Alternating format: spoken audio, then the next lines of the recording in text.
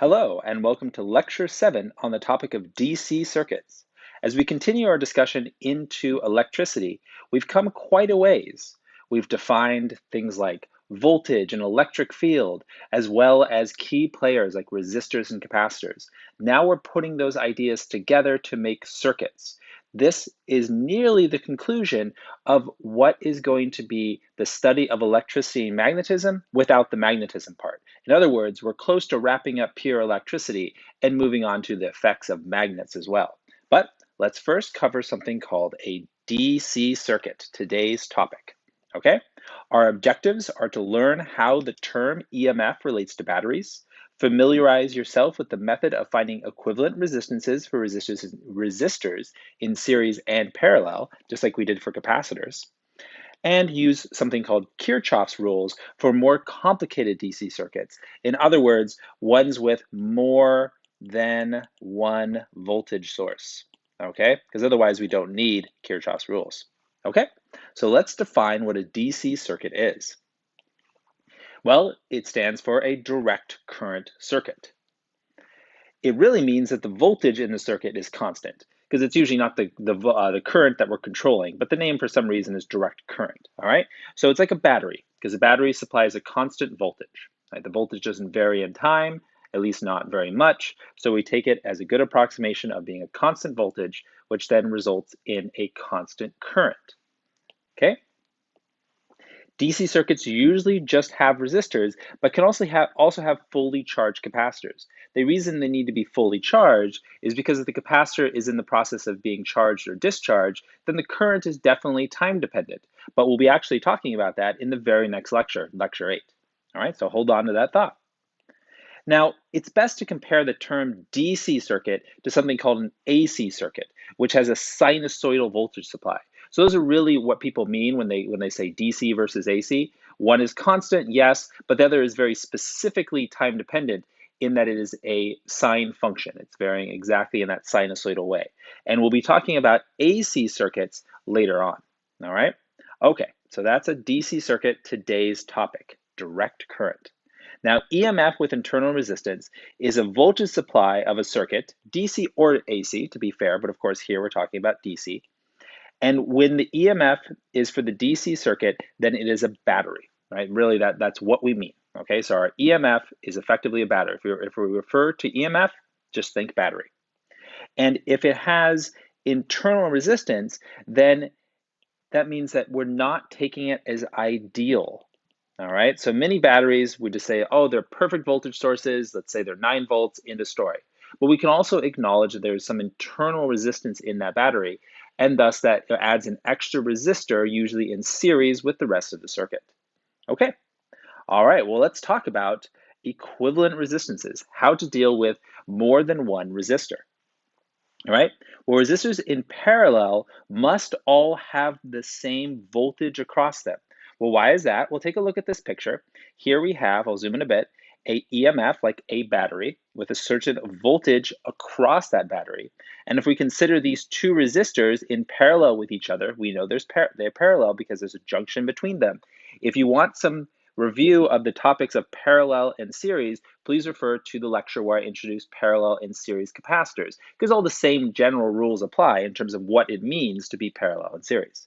So here, as I said, we have two parallel resistors, and if we think about it in terms of either the electric field or the change in energy, then we know that the voltage must be the same across the same resistors. Okay? So then we can say that voltage 1 equals voltage 2. Using Ohm's law, we can rewrite that as I1R1 equals I2R2. Then we can say, well, then, excuse me, from Ohm's law that says V equals IR, the total EMF would equal the total current times the equivalent resistance. That's replacing these two resistors with a single resistor. Well, we can then factor, or we can replace the total current with I1 plus I2. And then we can solve for the equivalent resistance, because that's what we care about after all. When we do that, then I have EMF divided by the sum of the currents. Then I'm going to use Ohm's law to replace both of those currents with the expressions V over R. But notice now, right, that I'm going to have some cancellations. We see it right here. Well, what did I really cancel? Well, I canceled the script E that represent EMF, and both the voltages because they're all the same. V is EMF. It's all the same value, 10 volts, 12 volts, whatever it is. So they all cancel out. So that means my equivalent resistance is equal to the reciprocal of the sum of the reciprocals.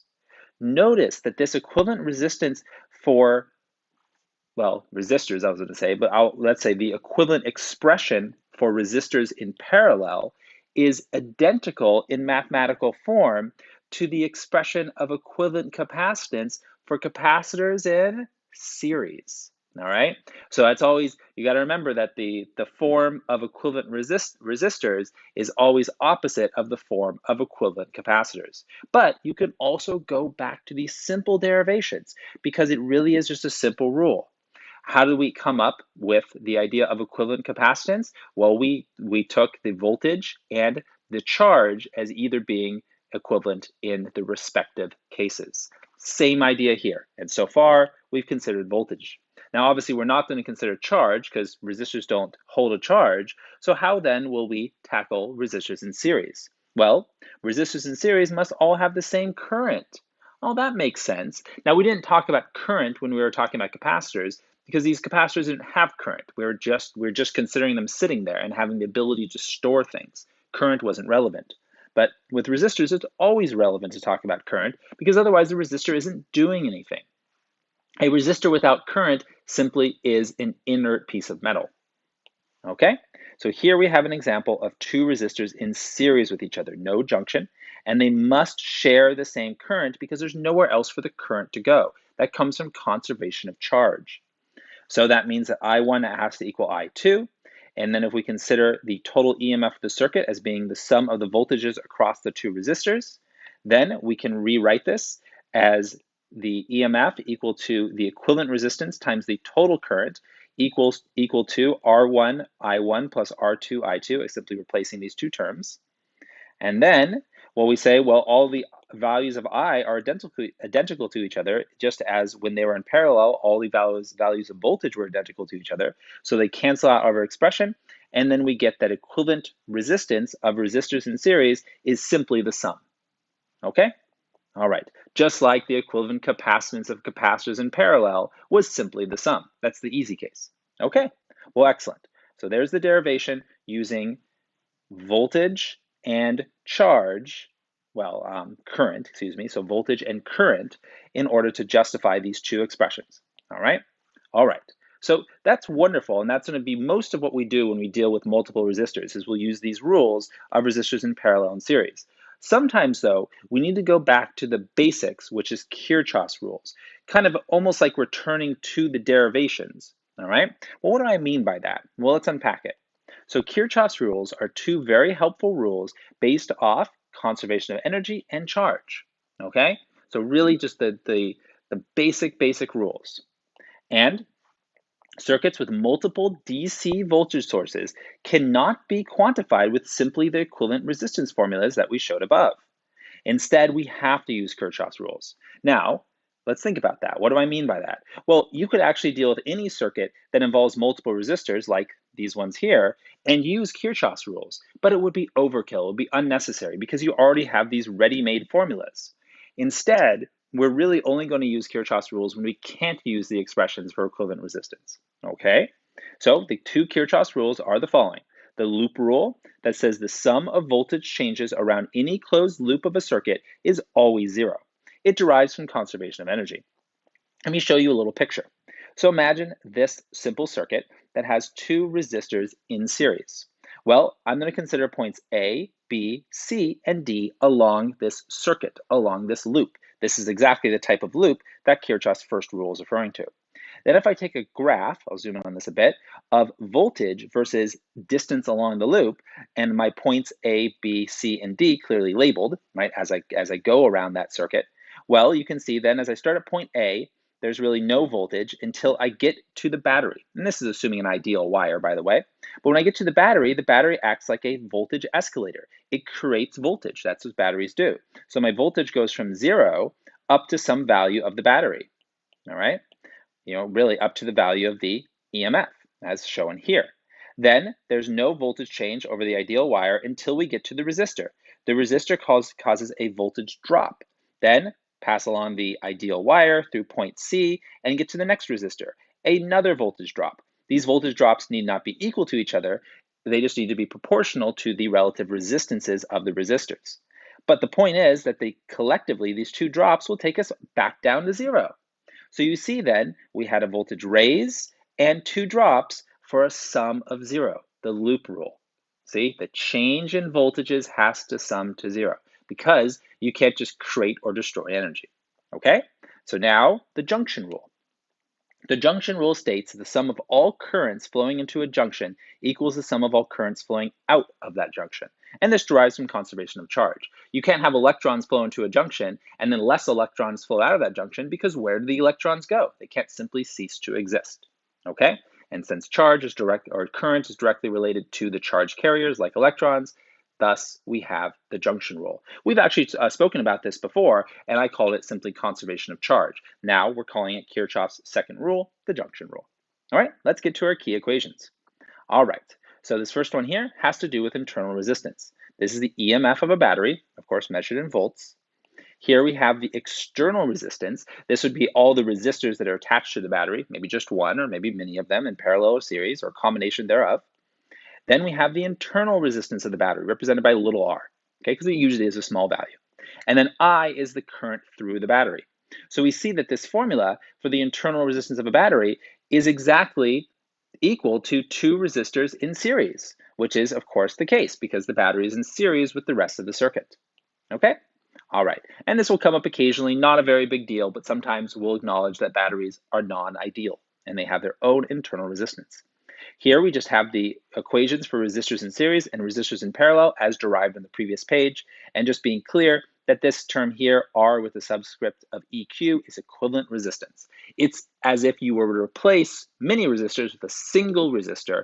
What would be the resistance of that replacement resistor? That's why it's often called the equivalent resistor. Okay? All right. So there's the formulas, that you should be good with those. And here are the two of Kirchhoff's rules. The loop rule, number one, and the junction rule. And here they're just expressed in a more mathematical form. This is just showing that the sum of all the junctions in equals the sum of all the currents into a junction equals the sum of all the currents out of the junction. Here is showing all the changes in voltage, which can be negative or positive, right? They're positive if it's a battery, they're negative if it's a resistor, but the changes of all of them has to equal zero for any closed loop. Okay, well, let's look at our practice problems. I have two types.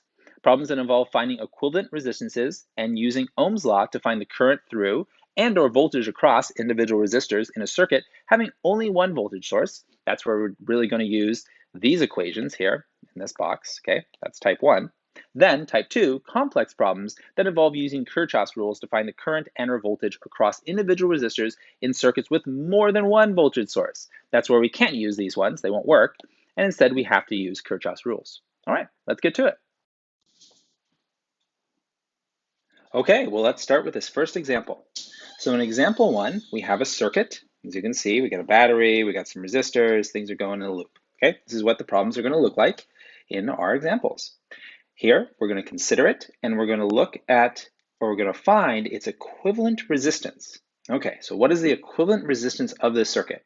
So in other words, if I just had my battery here, and it went through a single resistor, what would be the strength of that single resistor that replaces these three here? Okay, well, let's see. All right, well, we know that there's going to be a flow of current and so on, but we'll get there, okay?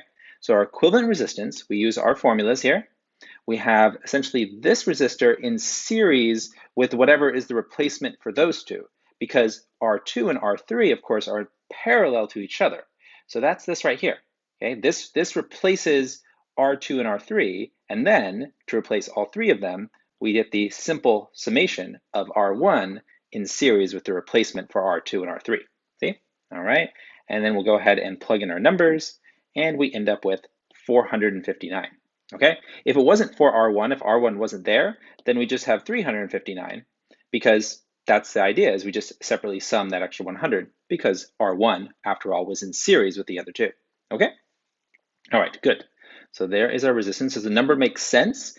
It does, especially considering that the replacement here would be 359, because when you do some resistors in parallel, the equivalent resistance is always less than any one of the individual resistors, and indeed 359 is less than 560. Even with the addition of the 100, it's still less than 560. Although, of course, we could add a sufficiently large resistor here and get a total equivalent resistance that's greater than either of these numbers, say if R1 was 1,000, for example. Okay, all right, so that's the first step. In part B, what is the current leaving the battery if the closed circuit voltage is that shown as 12 volts, all right? So do notice that the way we represent batteries here, our third and final circuit element that we've discussed in these chapters on pure electronics. And when we look at that, when we look at the battery, it always has a positive end and a negative end. And the positive end is always longer than the negative end, do note that. And then the current would flow in this direction. Okay, so even if it's not labeled as such, you always know the longer end, this line being longer than that line, is the direction of positive, which is the positive terminal, which is the direction that current would flow. Okay? All right, so where we have V equals I times R equivalent, because it was just a simple circuit now, like the one I sketched a moment ago. And we're then going to solve for I. This would be the current coming out of the battery. Incidentally, this is also the current passing through R1, because at that point, that current hasn't had anywhere else to go. And so it'd be 12 volts divided by the equivalent resistance of 459 ohms, which gives us 26.1 milliamps, or 26.1 times 10 to the negative 3 amps. Okay, all right, so that's good. Part C, what is the voltage drop across the 1,000 ohm resistor? Okay, so we want to find this voltage drop. We'll call it delta V. Okay, well, the voltage drop across R3 is the same as the voltage drop across R2. They have to share the same voltage drop since they're in parallel. And is also the same as the equivalent resistor that replaces both resistors. Okay, well, we haven't talked about that resistor, but that would be just this part of the overall equivalent resistor. And this equivalent resistor would have the same current as the battery, because at that point there would effectively just be a single equivalent resistor and no junctions in our circuit. Thus, the current that flows through that single equivalent resistor, having replaced the other two, well, that's the same current as comes from the battery and goes through R1. It's just that one shared current. Okay, so we'll go ahead and find the equivalent resistor that this replaces R2 and R3. We already know it's going to be 359 for the reason I discussed earlier. And then we'll just go ahead and find the voltage drop by using Ohm's law. All right, so notice what I'm doing here. I'm acknowledging that I already know the current, okay, which we found in part B. I now know my smaller equivalent resistance. All right, voltage drop is just current times resistance, so V equals IR. There are our values, and we get 9.39 volts. Does that make sense in terms of, say, the loop law, the fact that the sum of voltage changes has to equal 0? Well, absolutely, because here we have a plus volt increase at the escalator that is the battery, the voltage escalator, the charge escalator. Then we have a drop here, which is a smaller drop, and then we get over here to the equivalent resistor, and we have a much bigger drop. Okay, drops really down quite low to return to 0 volts when the battery pumps it back up. Okay, so 9.39 is the majority of the 12 volts because it's the majority of the voltage drop happening right here. Okay, and now we want to find the current. Okay, in part D, what is the current through the 1,000 ohm resistor? Okay, well, this is interesting because we know everything. We've had to do all these previous steps in order to piece together information we need. Because notice the current through the 1,000 ohm resistor, according to Ohm's law, is just V over R. But what V? Well, it's the voltage drop that we solved for in part C, all right? And of course, the I is just the resistance of the battery, okay? Well, excuse me, the resistance of the resistor, R3, the 1,000 ohm resistor. So it's the 9.39 divided by 1,000, which gives us 9.39 times 10 to the negative 3 amps, or 9.39 milliamps, okay? That's a small fraction, well, at least less than a third of the overall, just about a third, of the overall current.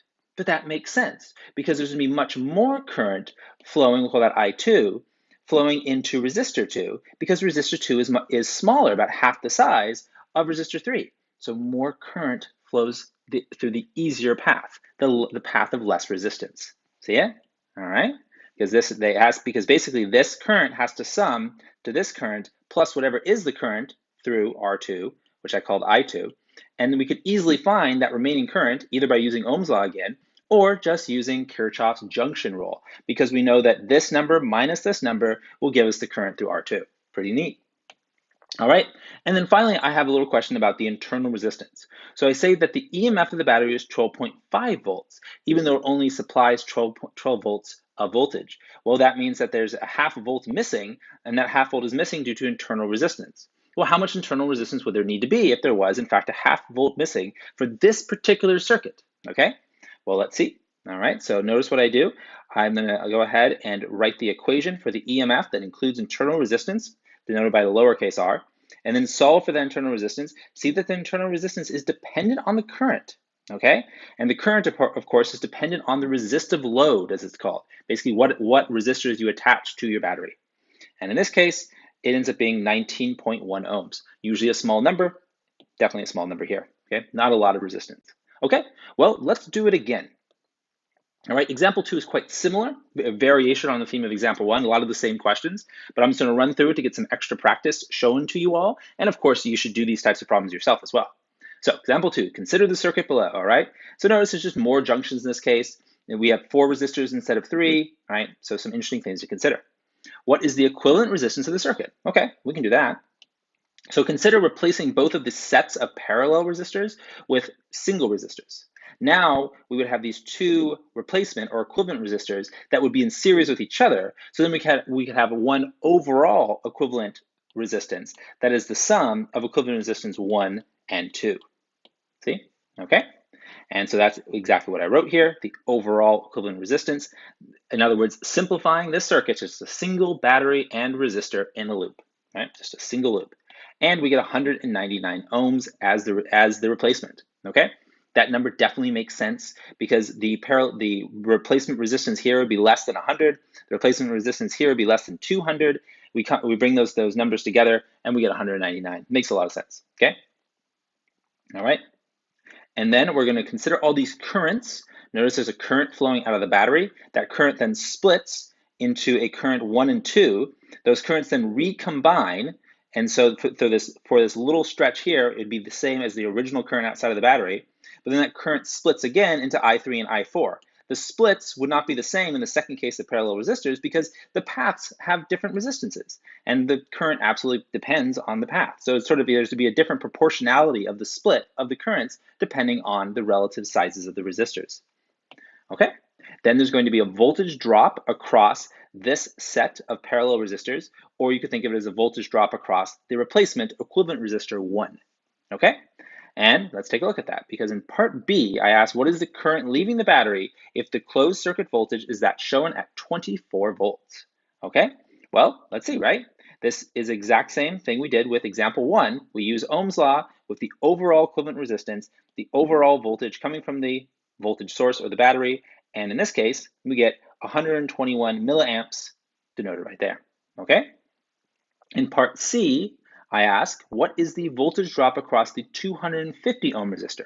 Okay, so we just want the voltage drop across here. Well, same sort of argument as the previous example. The voltage drop across R2 is the same as the voltage drop across R1 because they're parallel to each other. And whatever that voltage drop is the same as the voltage drop across the equivalent resistor 1 that could replace resistors 1 and 2. Okay? So what I do here is I find that equivalent resistance 1, basically one part of that summation, ends up being 71.4 ohms, indeed less than 100, okay?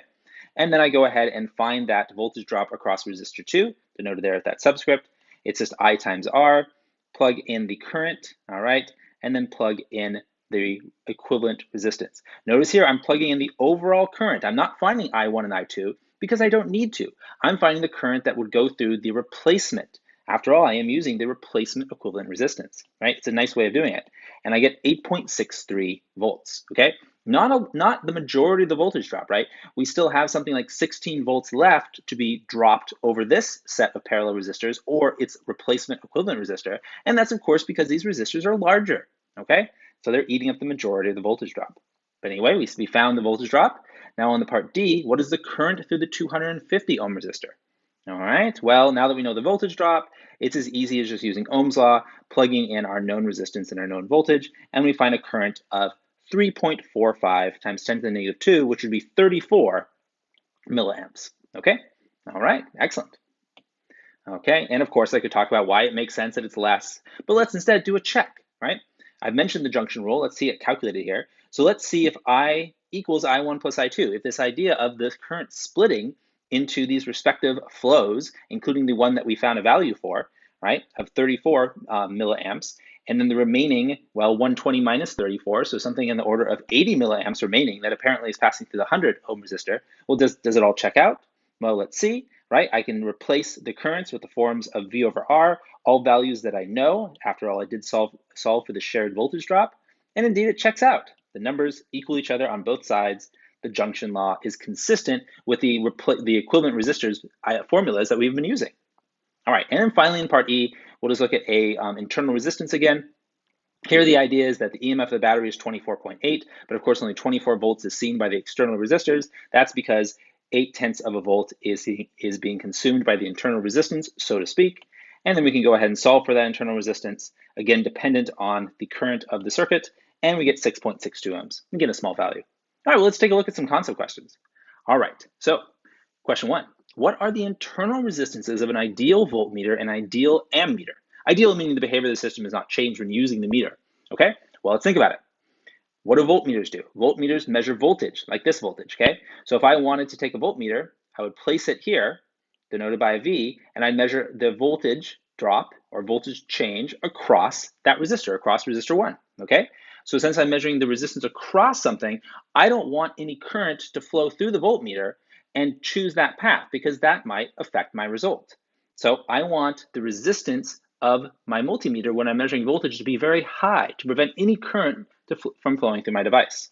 Okay, so the voltmeter has an infinite internal resistance. On the other hand, when I measure current, say if I wanted to measure the current passing through resistor 4, I would take the ammeter, split open the circuit, rebuild it with the current meter, known as the ammeter, and thus I'd be measuring the current through the resistor because current measurements have to be put into the circuit. In that case, I want all that current to flow through my ammeter, and I don't want to impede the flow of current because if I put something here that has a lot of resistance, if my ammeter has a lot of resistance, then the current's just going to go the other way and it's going to flow to the other side, and I will not get an accurate measurement of the current that I'm trying to measure, the current through the fourth resistor. So that means, of course, that the resistance of the ammeter for measuring current needs to be as close to 0 as possible. You need to have basically a shorted circuit just to let it pass through. Okay. All right. This concept question refers to the junction law and also conservation of charge. Because if charge flows in, charge being represented in metals by electrons, then there has to be just as much charge flowing out because those electrons can't simply cease to exist. So in this case, we have some inputs and some outputs. So if you look, we have the charge going in total being 5 plus 4 plus 2. We have 5 coming in, we have 4 coming in, and we have 2 amps coming in, okay? So there's a total of 11 amps of input current.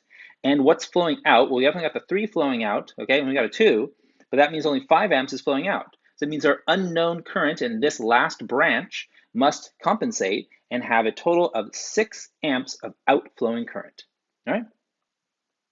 Okay, let's take a look at another example.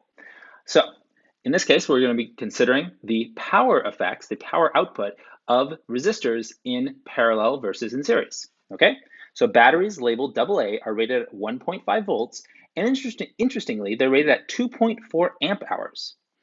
If this typical battery is connected to 4 resistors with 185 ohms each, then how much longer will the battery last if the resistors are in series versus in parallel? Okay, so the battery will last longer if the resistors are in series, okay? Because if they're in series, the resistance is higher. The higher the resistance, the longer the battery lasts, okay? All right.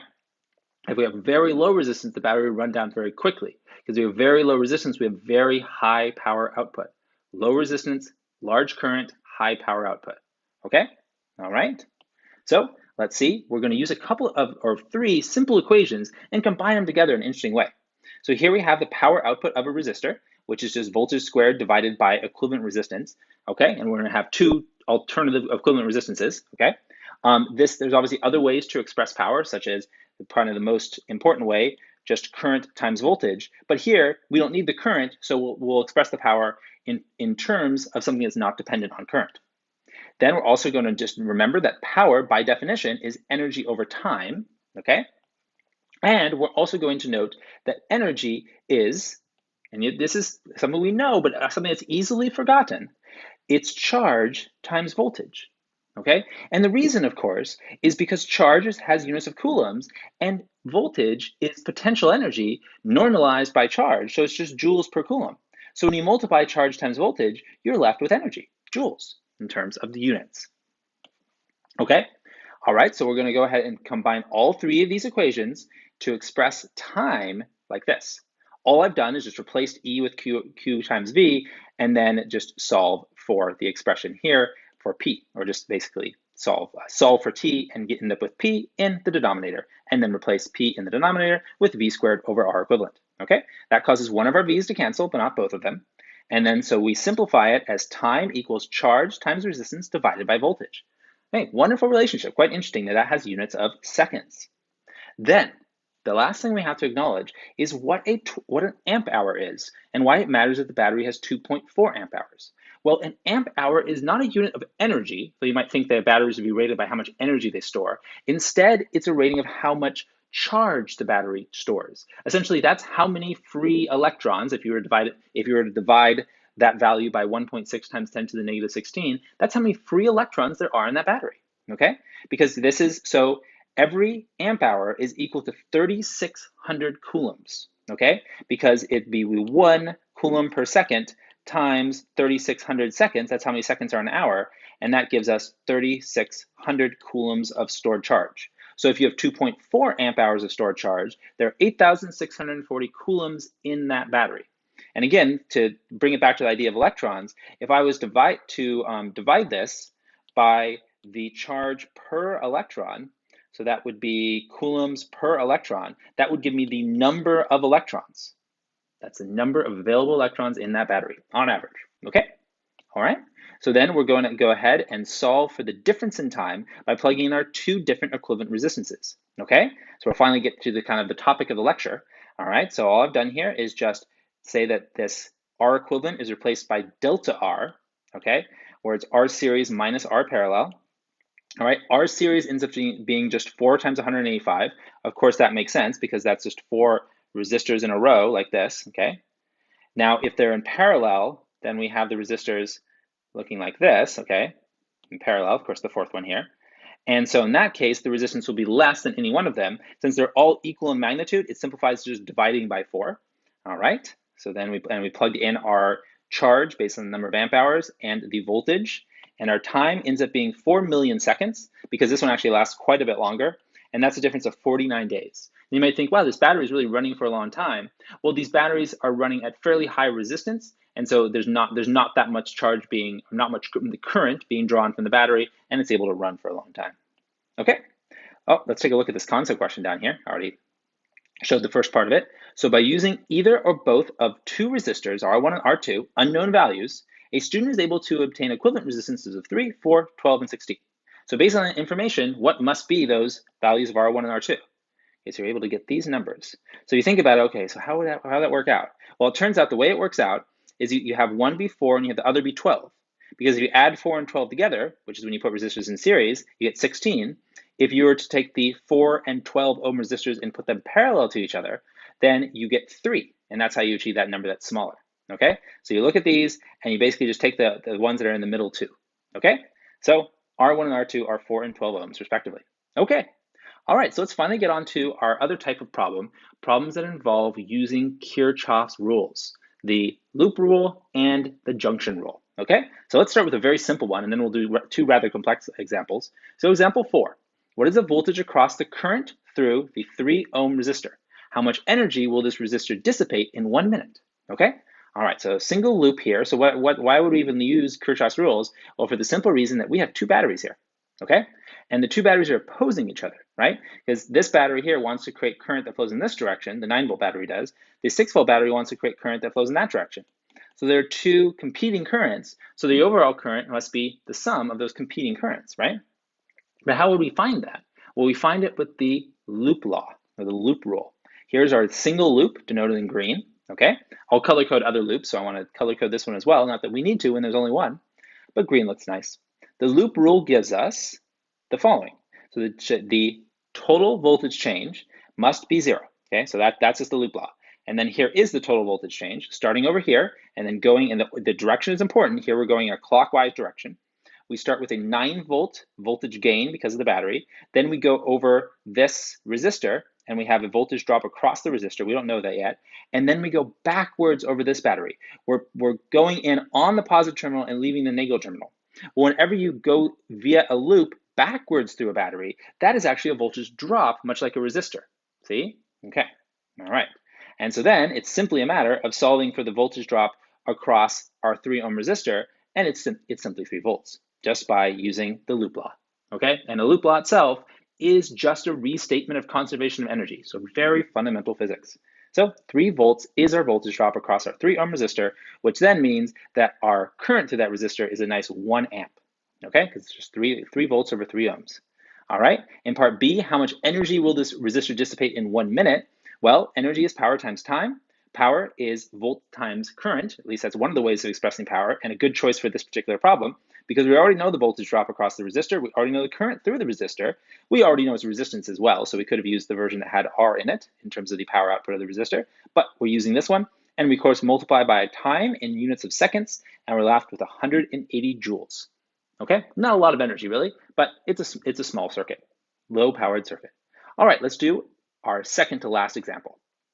Okay, so this is a very typical problem of a circuit that involves using Kirchhoff's rules. These are often called more complicated circuits, or circuits that are basic but one step above the most basic. Okay, so that's what we're looking at, one of the slightly more complicated circuits. There are 2 voltage sources. That's always what you look for in order to know that you have to use Kirchhoff's rules. Okay, and then we've got three resistors set up like so. Okay, well, let's go through it. What is the current through the 8 ohm resistor? Now, we could have been asked any number of variations on a question like this. We could have been asked for the voltage drop across the resistor, like the previous example. We could have been asked about the voltage drop or current across either of the other 2 resistors. Those are all things we can solve for. But here we're just finding the current through this one bottom resistor, the 8 ohm resistor. Okay, so we're going to use the loop rule, which says our sum of voltage changes in a closed loop equals 0. And we're going to use the junction rule that says that the sum of currents in equal the sum of currents out. Okay, so what does that look like for this particular circuit? Well, like this. Okay, so first the currents, the junction rule. So there's a current, which I call I1, which runs along this middle wire. Okay, I1 is going to go to this point here, point A, and it will split into currents I2 and I3 because the current has to go somewhere. Meanwhile, I2 and I3 are going to recombine to create I1 over there. So what does that tell us? Well, that tells us simply that there's really only one relevant junction, because the junction at point A and point B give us the same information, and it tells us that the current in the middle, I1, is the sum of the currents I3 and I2. Okay, see that? All right, good. Okay, so with that out of the way, we can consider our loops. So loop 1 will be the top loop, and then I'm going to call loop 2 the bottom loop. Okay, so we have a yellow and a green loop. Okay, so let's take a look at the top loop. The top loop is going in counterclockwise direction. We're going to start right here. This will be our starting point at the battery. And in that direction, since we're going from a negative to a positive terminal, we have an 18-volt voltage gain. Then we have a voltage drop across the 12 ohm resistor, followed by a voltage drop across the 4 ohm resistor, followed by a voltage drop, yes, drop, across the other battery, because we're going backwards along that battery, entering on the positive terminal. That has to equal 0 by conservation of energy or Kirchhoff's loop rule. And then in our yellow loop, notice I'm going in the opposite direction. We're going clockwise, okay? In that case, we have 18 volts. Since I go ahead and start at the same point, if we're going clockwise, that is actually, again, a voltage gain, which is nice, okay? So I'm going to follow that logic. Then over here, we have a voltage drop across the 12 ohm resistor, and then a voltage drop across the 8 ohm resistor. Notice that all the voltage drops here are all denoted using Ohm's law, all right?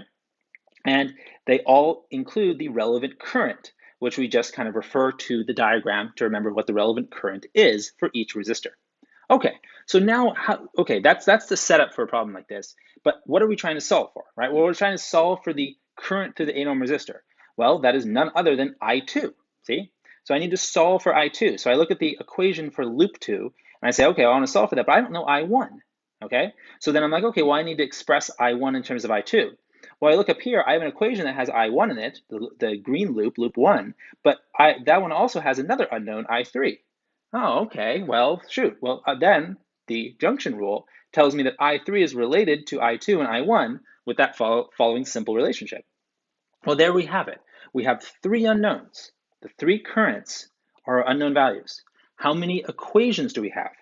1, 2, 3. So we have three equations and three unknowns. So we're in good shape to solve this system, because as long as you have as many equations as your unknowns, then you can do algebra and solve the system. By algebra, I mean the solving for unknown variables with multiple equations by doing substitutions or other algebraic techniques. Okay, all right, so let's go ahead and do that. Let's solve for I2. All right, so what I do is I'm going to take this one, I believe comes from loop 1. Let me double check. Okay, so it's going to be, take I1, I got my 16 volts if I add it to that side, and then I3, yeah. So this equation right here is just a rewriting of loop 1. All I've done is rewrite loop 1 to solve for the variable I1, one of my three unknowns. And then over here, I've just cleaned it up, okay? So notice this is I1 in terms of I3, okay? Then I'm going to use loop 2, okay? I'm also going to solve loop 2 for I1. See how I'm doing here? All right, so now I've solved loop 2 for I1, and it doesn't need any extra simplification because it's a shorter equation to begin with, and it's all about just moving things over to the right-hand side that aren't I1 in both cases. Okay, so why would I do that? Why would I solve both equations for I1? Well, I'm not interested in I1. I1 would be the current through the 12 ohm resistor. I wasn't asked for that. And that's going to allow me to eliminate I1 from my equation, because now I can set these two equations equal to each other. And that's indeed what I do in the next step. All right, I set I1 equal to I1, which means just setting these two expressions equal to each other. Okay, all right, as you can see, all right, and I think when I do that, I cancel out the 12 right away. So notice that, I'm left with I got my 18 volts, and over here I have my 18 volts in my I2 8 pi, and over here I combine my 18 volts and my 16 volts to get 2 volts. That just comes from this, and then I'm left with I3 times my 4 ohms. Okay, and again, that's just by canceling out the 12. Because when you set I1 equal to I1, you end up with the 12 in the denominator on both sides of the equation in immediate cancellation. Okay, now, last step here. All right, I'm then going to finally use my third equation, the one here that allows me to express, in this case, I3 in terms of I1 and I2. See? So I've eliminated I3, okay? So now I have an expression here of I1 in terms of I2, okay? And then I'm going to go ahead and replace I1 with this expression, okay? So I went out of my way to eliminate I1, but then look, I had to reintroduce it. And there might have been a more elegant way to do it. But after I reintroduced it, I used this expression for I1, the simpler of the two, to finally eliminate it again, right? Finally got rid of it once and for all. And the reason I would do that, I would go through all these steps, is look what I have here. It's a long equation, but it's an equation of a single unknown. I2 is the only variable in this equation, and now I can solve for it. And that's all I do. I cancel out some terms here in terms of the 12 and the 4 pi just becoming 1/3.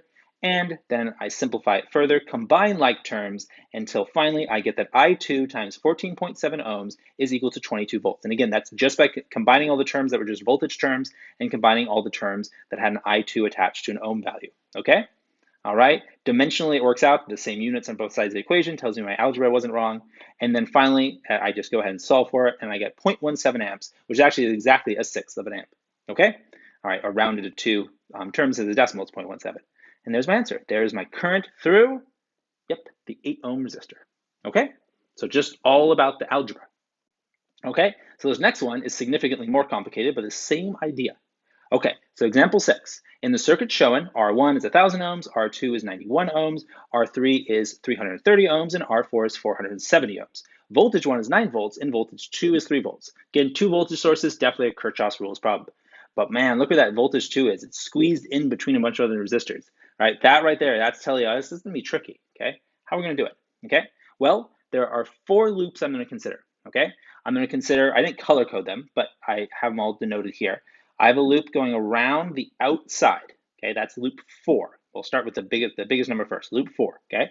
Then I have loop 3, which is kind of similar, but it goes around the inside, see? So that would be that loop, that's loop 3, okay? Then I have these 2 much smaller loops. Loop 2 goes around this bottom half like that, okay, that's 2. And then loop 3 goes this way.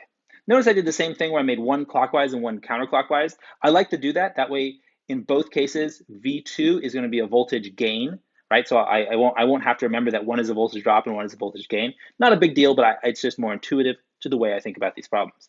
I also label here all of the currents because we want to give the currents names. Sometimes a figure like this might already have the currents labeled, so they're pre-named for you.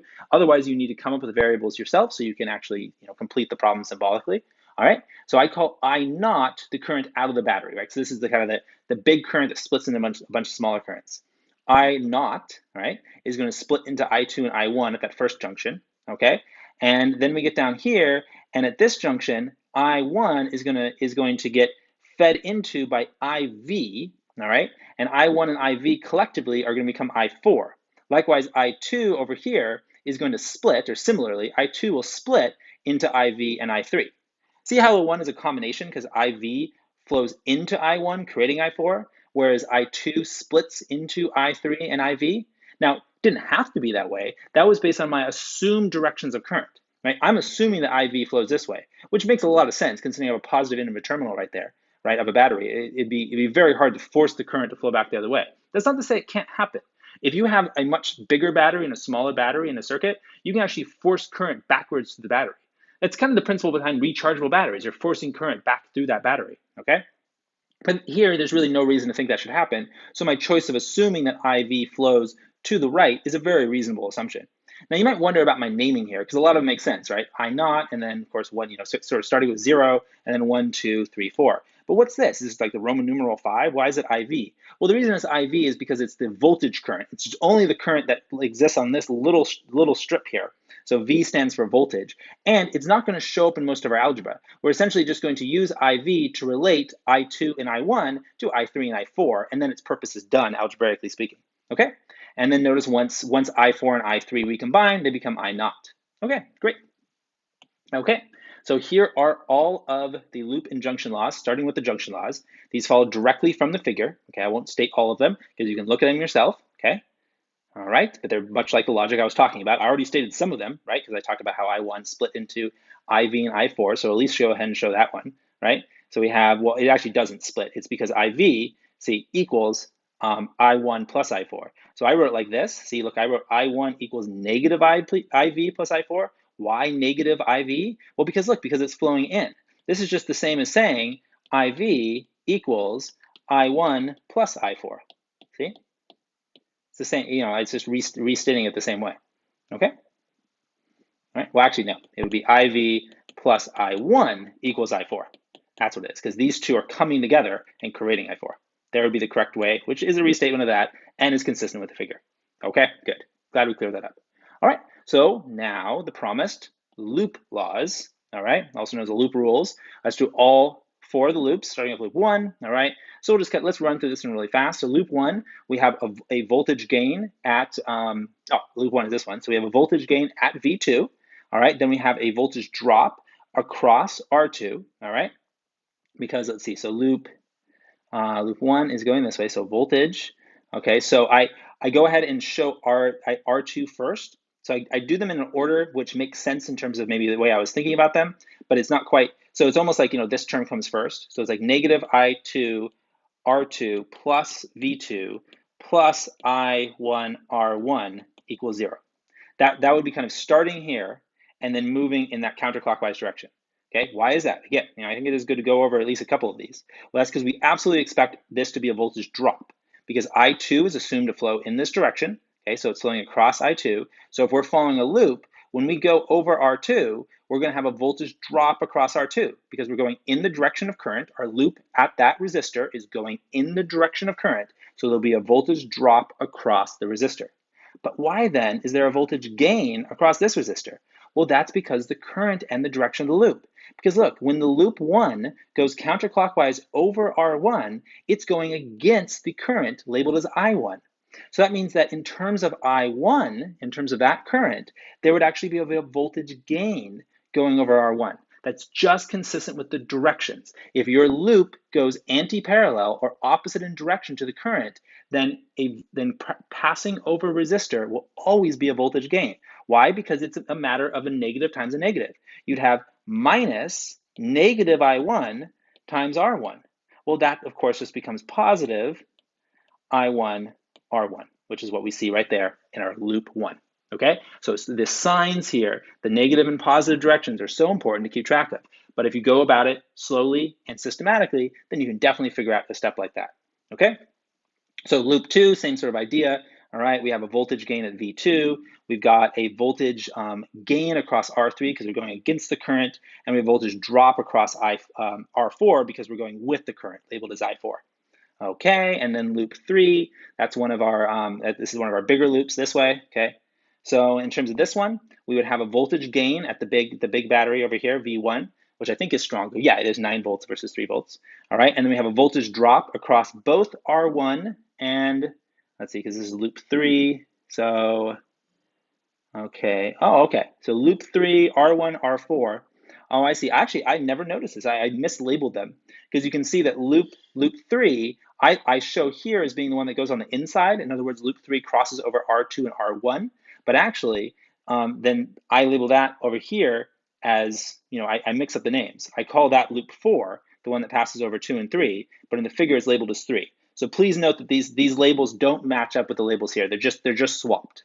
Okay, but you can clearly see that loop 3 is shown here as being the one that goes over R1 and R4, okay? And then loop 4 is the one that's shown going over resistor 2 and resistor 3, okay? All right, excellent. I'll go ahead and fix that on the upload. Be a good idea to clear that up. Okay, all right. And so then, they end up all being voltage drops, but that makes sense because both of these loops, both loops 3 and 4, when they pass over the resistors, 1 and 4 or 2 and 3, well, they always pass in the direction of the current. And so we're always going to get a voltage drop. The more intuitive way of thinking about the resistor, right? But we needed more than 2 loops, so we had to carefully think about the less intuitive loops that in some part of their loop went backwards or counter the direction of the current. Okay, so let's then go ahead and point out that I never end up using this one because there's so many algebraic approaches to solving a problem like this. I did not use this particular one. Now let's look at my algebraic approach. I think I took because it ends up being pretty complicated to solve this, but there are some ways that simplify it. All right. So one thing I do is I note that the current voltage, IV, equals I4 minus I1, which also equals I2 minus I3. All right, and this is all I'm going to need for the junction laws. I don't need any other ones. I just need this relationship between 4 and 1 and 2 and 3, okay? And then I'm going to add loop 3 to loop 1. The reason I would do that is because look at our expressions here, okay? I have an I4 in loop 3, all right? I've got an I4 in loop 2, okay? So I have two ones that have an I4 on them. And if I add together 1 and 3, then I'm going to have a third equation that has an I4 in it. And then each of those, then I'll have an equation that has an I4 and an I1. I'll have an equation from loop 2 that has an I4 and an I3. And then over here, I'll have an equation that has a I1 and an I4. See, so I got an I2 and an I4. I've got an I1 and an I4. I've got an I3 and an I4. I know it's a mouthful, right? But the idea there is I'm setting up my equations, expressing them all with a common unknown, I4. That way I can kind of get rid of I4, right? So check it out.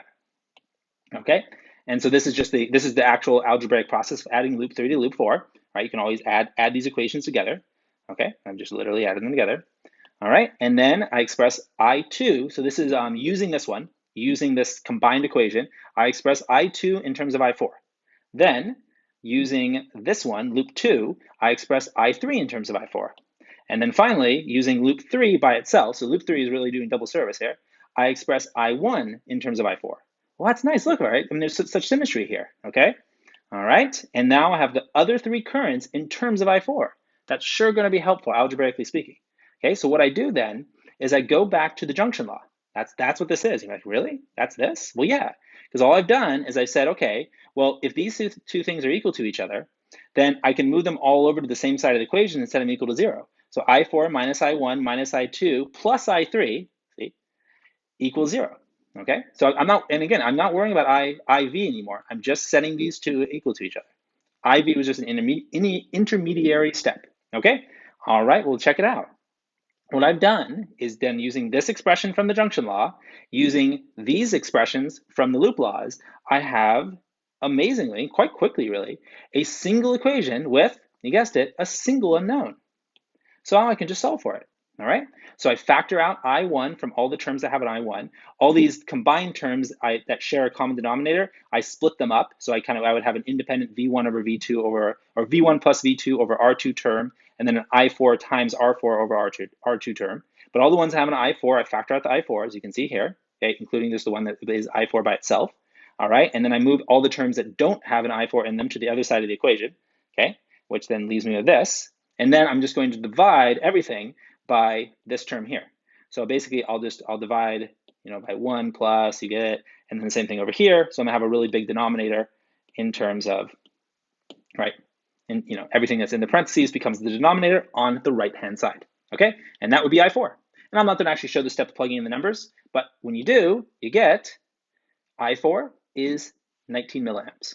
Okay, 19 times 10 to the negative 3 amps. Then you can really easily take I4 and plug it back into this expression to get I1, and then plug it back into this expression to get I3, or I3 over here, and do the same thing to get I2 in that one, right? So back substitution is very, very easy, and you've got all 4 of your currents, okay? Because I didn't say it, but I'm asking for the voltage drops across all of them and the currents through all of them, okay? And instantly I solved part B first. Now, once I have the currents through every one of the 4 resistors, it's very easy to find the voltage drops because I just use Ohm's law for each resistor. And so there we have the voltage drop across 4, voltage drop across 1, voltage drop across 2, and finally the voltage drop across resistor 3. Okay, not ordered in numerical order for some reason, but just the way that made sense to me. Now, what's interesting is you could go back and kind of make sure it makes sense, right? You can go back and check all these values really easily, which is highly advisable, okay? All right, well, that's the approach of solving a fairly complex circuit that involves using Kirchhoff's rules. Okay, well, I hope all these examples together and this lecture as a whole has been very interesting and informative, and again, a good introduction to circuits. Thanks for watching.